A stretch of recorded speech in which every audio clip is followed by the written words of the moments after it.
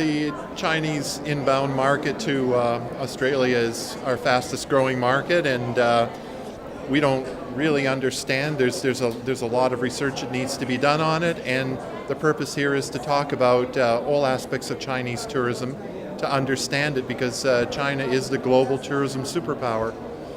I would use a comparison here. 20 years ago, our big Asian market, up and coming, was Japan, and the Chinese market was almost invisible. And now, 20 years later, it's exactly the opposite. The Chinese market now is where the Japanese market was 20 years ago, and so we're just trying to cope with this now and figure out how we can even increase that share further. There are a number of challenges. Just think in terms of distance, for example. We're a long ways from the Chinese market, especially the northern part of China, and there's a lot of good intervening destinations along the way. So somehow we have to filter through those destinations and get them to come all the way to Australia, and that's a challenge. I'm very positive about the future of Chinese tourists to Australia because the first thing is the rapid economic development. Although the economic growth might slow a little bit, but in general, it will still increase very rapidly.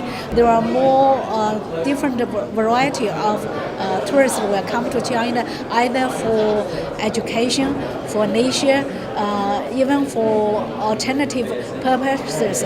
I also think Australia is a wonderful place for elderly Chinese tourists as well, in terms of medical tourism and also other education tourism, and even for scientific tourism as well. Well, tourism has been a crucial driver of the Gold Coast economy since the birth of the city, and will continue to be so. And China is emerging as the major and will be the dominant market for tourism on the Gold Coast. And that means we can't just be passive in this market. We need to actually understand the market properly. We need to respond positively and take assertive action to ensure that we achieve the right market share of this burgeoning worldwide phenomenon of Chinese tourism.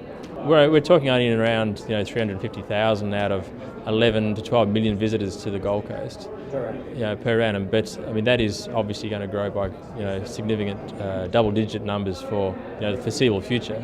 That in itself is a challenge because the destination has to be ready for that. It's not ready at the moment. A lot of things have to change to be ready for an influx of Chinese tourists.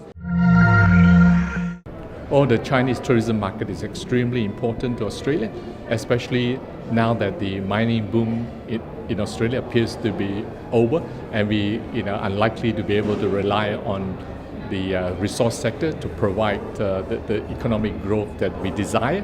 So the tourism from China is seen as the next industry that could help Australians improve its standards of living. I think you find Australia as a very attractive tourist attraction because you can find almost anything in Australia. The culture is so diverse.